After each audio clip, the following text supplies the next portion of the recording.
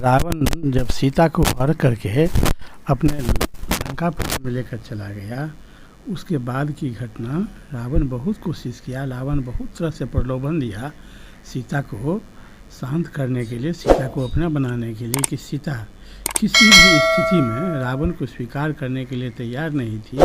वह दीनहीन दुखी ऐसे वहाँ पर बहुत असहाय महसूस करके किसी तरह से मजबूरी में रह रही थी।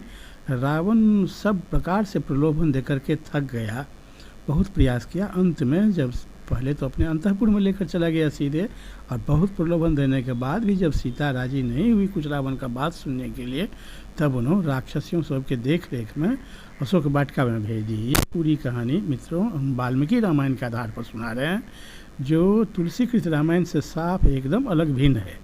ये सुनने के लिए वीडियो के अंत तक बने रहिए। ये वाल्मीकि रामायण के आधार पर, जो वाल्मीकि रामायण सिर्फ सत्य घटनाओं पर ही आधारित है, उसी के आधार पर मैं बता रहा हूँ।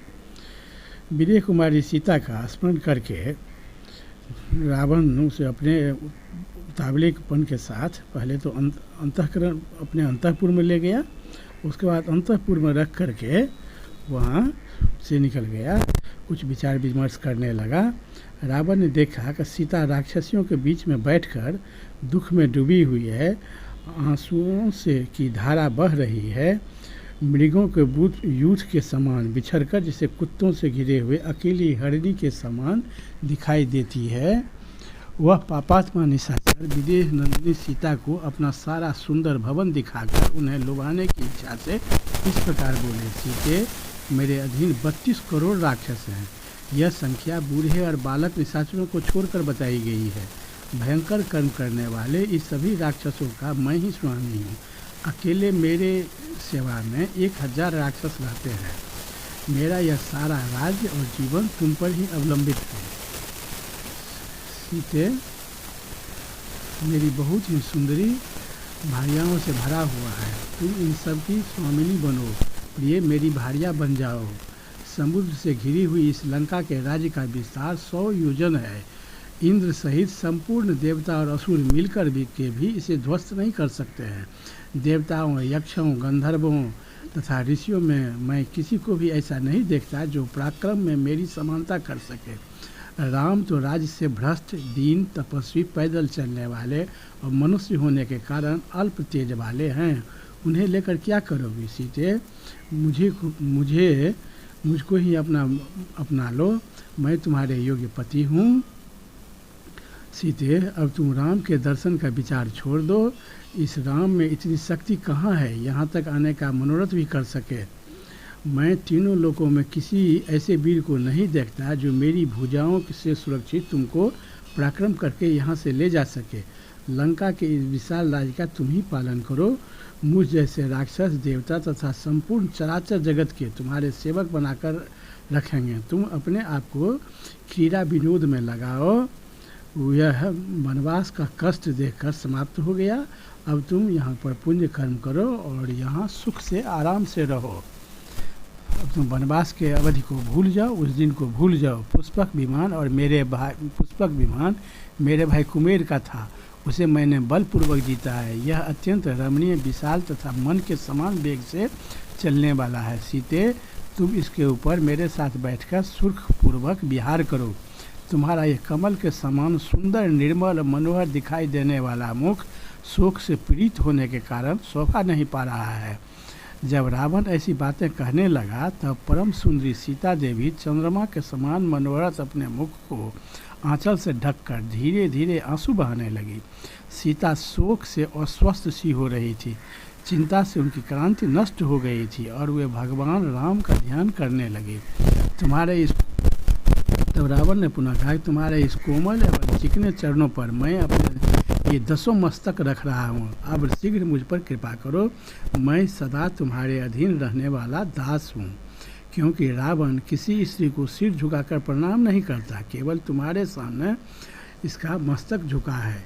बहुत तरह से रावण सीता को प्रलोभन देने का प्रयास किया।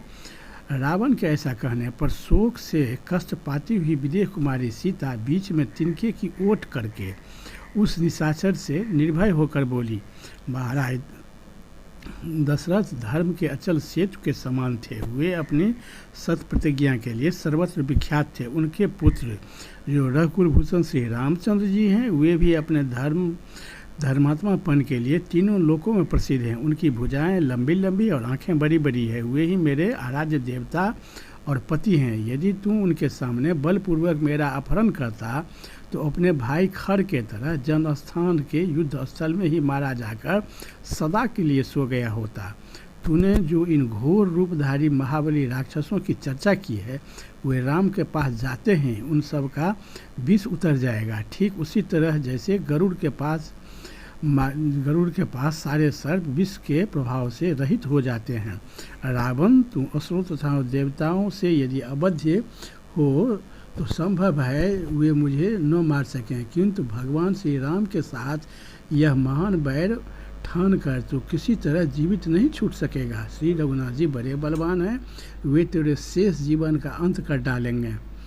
राक्षस, यदि श्री रामचंद्र जी अपने रोष भरी दृष्टि से तुम्हें देख भी लें तो तुम जैसे राक्षस का कल्याण नहीं है और कोई तुम्हें बचा नहीं सकता। जो चंद्रमा को आकाश से पृथ्वी पर गिराने या नष्ट करने की शक्ति रखते हैं अथवा जो समुद्र को भी सुखा देने की शक्ति रखते हैं, वे भगवान श्री राम यहाँ पहुँचकर सीता को भी छुड़ा सकते हैं। तुम समझ ले कि तेरे प्राण अब चले गए, तेरी राय लक्ष्मी नष्ट हो गई, तेरे बल और इंद्रियों का भी नाश हो गया तथा तेरे ही पाप के कारण तेरी यह लंका भी अब विधवा हो जाएगी। यदि तुम्हें सामर्थ्य था तो राम को छल से कुटिया से बाहर निकाल करके हमारा हरण नहीं करता। यदि तुम में सामर्थ्य था तो राम के सामने में ही मुझे हरण करने की कोशिश करता, छल नहीं करता। और एक बूढ़े पक्षी को मारकर तुम अपने वीर कहते हो।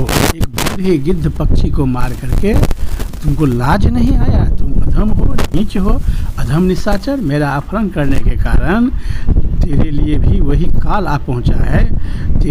तेरे अपने लिए, सारे राक्षसों के लिए तथा इन अंतःपुर के लिए भी विनाश की घड़ी निकट आ गई है। मैं नित्य धर्मपरायण भगवान श्री राम की धर्मपत्नी हूँ तथा दृढ़तापूर्वक पतिव्रत धर्म का पालन करती हूँ।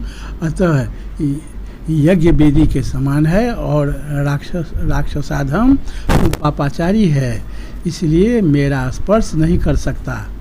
मैं इस भूतल पर अपने लिए निंदा या कलंक देने वाला कोई भी कार्य नहीं कर सकता। रावण से क्रोधपूर्वक यह अत्यंत कठोर वचन कहकर विदेह कुमारी जानकी चुप हो गई। वे वहाँ फिर कुछ नहीं बोली। तो सीता का यह कठोर वचन रोंगटे खड़ा कर देने वाला सुनकर रावण बहुत उदास हो गया और बहुत क्रोधित भी हो गया। रावण को बहुत ज़्यादा जब फटकार पड़ा, उसके बाद रावण उदास और क्रोधित भी हो गया। मेरी तब सीता पुनः कही, मेरी बात सुन लो। मैं तुम्हें रावण कहा कि मैं तुम्हें 12 महीना का समय देता हूँ। इतने समय में यदि तुम स्वेच्छापूर्वक मेरे पास नहीं आओगी तो मेरे रसोइये सवेरे का कलेवा तैयार करने के लिए तुम्हारे शरीर को टुकड़े टुकड़े काट डालेंगे। सीता से ऐसे कठोर वचन कहकर शत्रुओं को रुलाने वाला रावण कुपित हो राक्षसियों से इस प्रकार बोला। अपने विकराल रूप के कारण भयंकर दिखाई देने वाली तथा रक्त मांस का आहार करने वाली राक्षसियों, तुम लोग शीघ्र ही सीता का अहंकार दूर करो। रावण के इतना कहते हुए भयंकर दिखाई देने वाली अत्यंत घोर राक्षसियाँ हाथ जोड़े मैथिली को चारों ओर से घेर कर खड़ी हो गई। निशाचरियों, तुम लोग मिथिलेश कुमारी सीता को अशोक वाटिका में ले जाओ और चारों ओर से घेर कर वहाँ गूढ़ भाव से इसकी रक्षा करती रहो। वहाँ पहले तो भयंकर गर्जन तर्जन करके इसे डराना, फिर मीठे मीठे वचनों से समझा बुझाकर जंगल की हथनियों की भांति मिथिलेश कुमारी को तुम लोग सब बस में लाने की कोशिश करना। रावण किस प्रकार आदेश देने पर वे राक्षसियाँ सीता को अशोक वाटिका में लेकर चली गई और राक्षसियों के बस में पड़कर उनकी दशा बाघिनी के बीच में घिरी हुई हरिणी के समान हो गई। महान शोक से ग्रस्त हुए मिथिलेश कुमारी जानकी जाल में फंसी हुई मृगी के समान भयभीत तो क्षण भर के लिए चैन नहीं पाती थी। विकराल रूप और नेत्रों वाली राक्षसियों का अत्यंत डांट फटकार सुनने के कारण मिथिलेश कुमारी सीता को वहाँ शांति नहीं मिली। वे भय और शोक से पीड़ित हो प्रीतम पति और देवर का स्मरण करती हुई अचेत सी हो जाती थी। कभी कभी सीता को इस बात से बहुत तकलीफ होता था कि उन्होंने लक्ष्मण को बहुत भला बुरा कहकर फटकार करके कुटिया से भेजा था। शायद उसी दोष के कारण, उसी पाप के कारण सीता को इतना कष्ट भोगना पड़ा। ये बात जब उनको याद पड़ता था तो वह बहुत दुखी हो जाती थी और लक्ष्मण के प्रति मन ही मन वह क्षमा याचना करती थी।